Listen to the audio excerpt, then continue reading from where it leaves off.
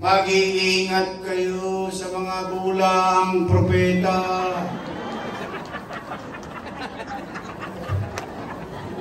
Patay tayo dyan.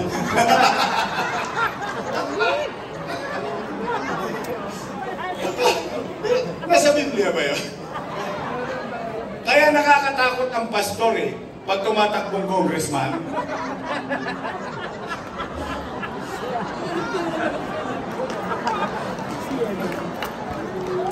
Ba't kayo tawa ng tawa? Wala ka lang sinasabi. Ay, yun pala. Ang galing Ay, may props ako ngayon. Ay, first time ko, I swear to God, Kaya mabasa, Mateo 24:11. Lilitaw ang maraming gulang propeta at marami ang mga maliligaw nila. Ay, nasa Biblia nga.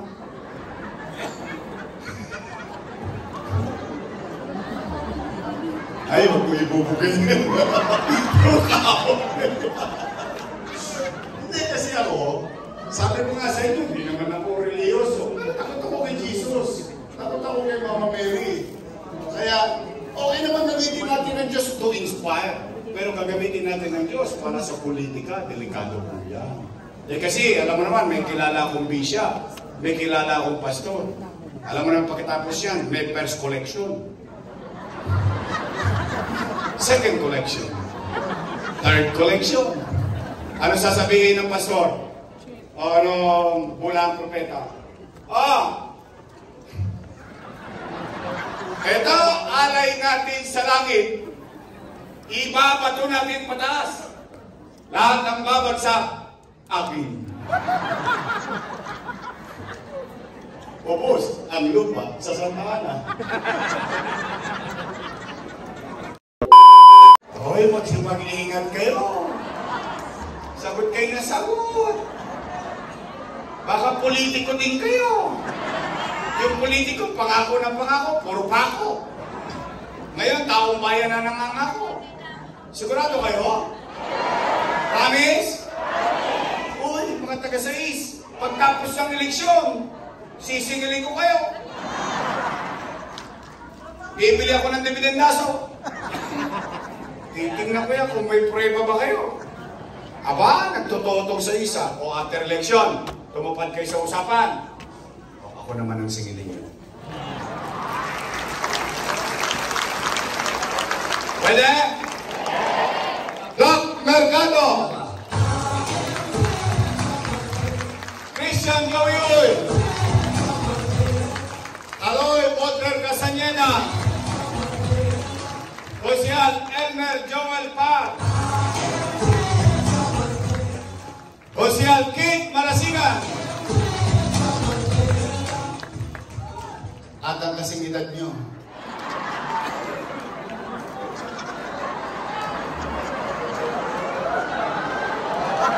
Biasig pa, no? The best yan! Ang mabait, masipag na Josial natin. Josial Lo Veloso! At ang nagpunta sa atin ngayon dito, marami kayong pagpipilian na party list. At least ito may nagpunta sa atin. Party list, ang Kasangga 107. Ito naman. Ito, mahalaga. Usapang Congress. Alam niyo, mga nanay ko, mga tatay ko, isa pong kasalanan ko sa Diyos, hindi po ako palasimba. Kasalanan yun, alam naman natin. Katoliko ko hindi man ako nagsisimba, pero lagi ako nagdarasal. Kasi sinabi ng nanay ko nung araw sa akin, ang Diyos pwede mong makausap kahit anong oras, kahit nasa ka. Pasalamat, humingi ng tawad, at gabay. Pero, meron ako isang naalala. Hindi ko lang alam kung sino ang reliyoso sa inyo dito.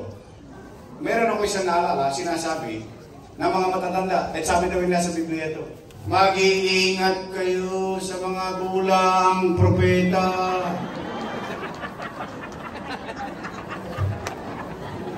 Patay tayo dyan.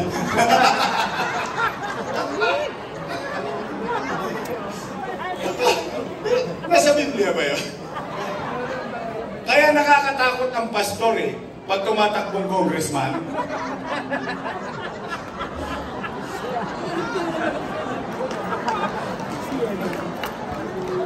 Ba't kayo tawa ng tawa? Wala na akong sinasabi.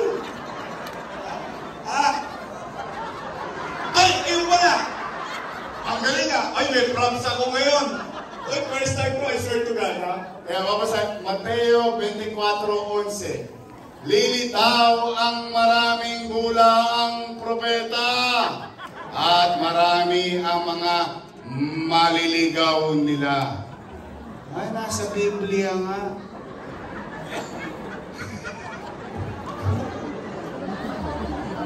Ay, huwag mo ibubugay yun. Hindi kasi ako, sabi ko nga sa inyo, hindi naman ako religyoso. Takot ako kay Jesus. Takot ako kay Mama Mary. Kaya, okay naman gamitin natin ng Diyos to inspire. Pero gagamitin natin ng Diyos para sa politika, delikado po yan. Eh kasi, alam mo naman, may kilala akong bisya, may kilala akong pastor. Alam mo naman pagkatapos yan, may first collection. Second collection. Third collection. Ano sasabihin ng pastor? O anong bulang propeta? Ito, alay natin sa langit. Ibabato natin pataas. Lahat ng babagsak, akin. Ubos ang lupa sa Santa Ana.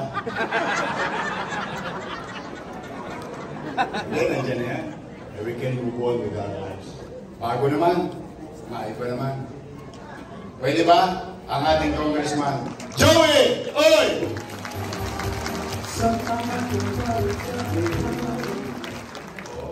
Scary, no?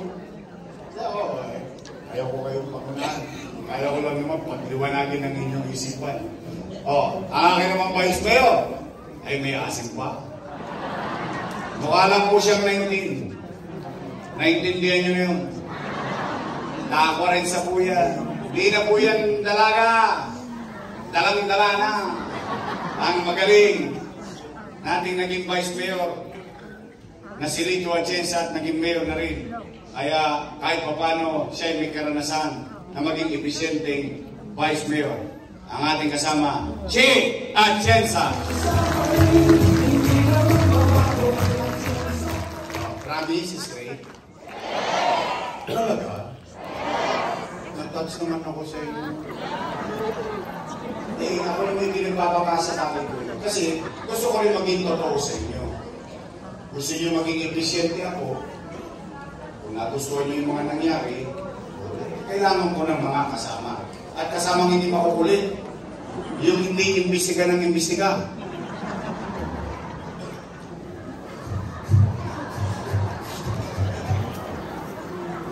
Ang dami nakaka-relate sa inyo.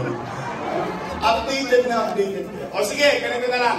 Total, 160 days pa. Mahigit ang halalan. Baka makalimutan ninyo yung mga pangalan nila. Sisimplin natin ang kampanya. Kasi pagdating ng Mayo, darating na ang araw ng pag-uukom. Ang taong bayan magtatala na. Magtatala na ng mga maliligtas. Maglilingkod sa bayan. O dalawang grupo lang naman ang pagpipilian ninyo. Unang grupo, Your Miss Choice. Matamis. Kabilang grupo, Ladies Choice. Kayo po may sabi nun, hindi ako.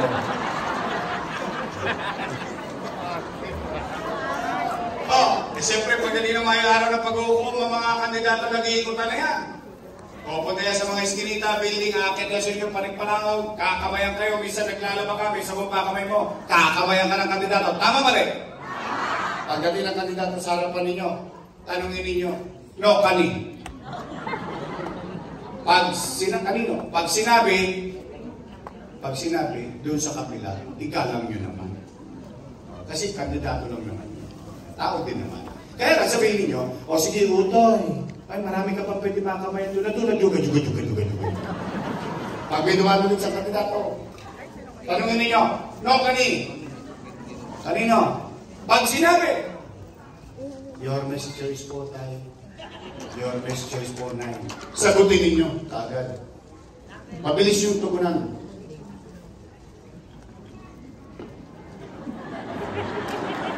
naitala ka na.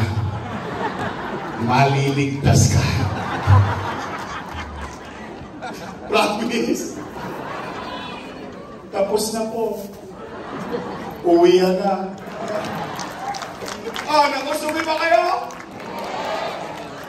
Ayaw, kapulutan nyo ng aral, yung mga pinag-usapan natin, at huwag nyo kakaligtaan yung pangako nyo sa amin. Tandaan ninyo, baligtad na nangyari dito, taong bayan ang nangako, hindi yung kandidato. At sana, mag-ingat kayo pa uwi ha. Paabot kayo ng Mayo.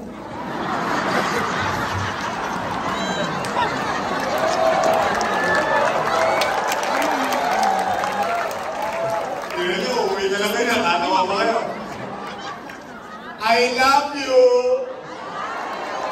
Mag-ingat kayo, pagpalain nawa kayo ng buong may kapal. Manila! God first, thank you!